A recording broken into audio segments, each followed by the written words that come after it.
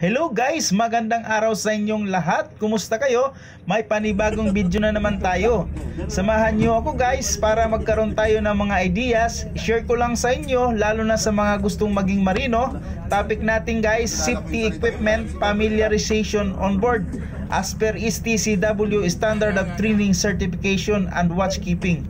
Mandatory to guys, ginagawa itong mga training, implement ng master on board, guided ng company safety management system.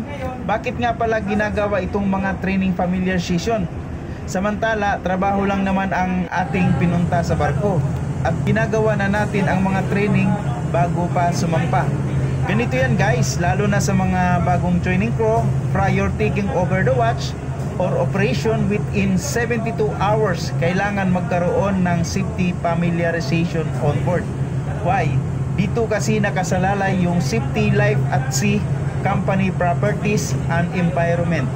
In just in case any kind of emergencies happen on board, alam ng mga crew how to respond.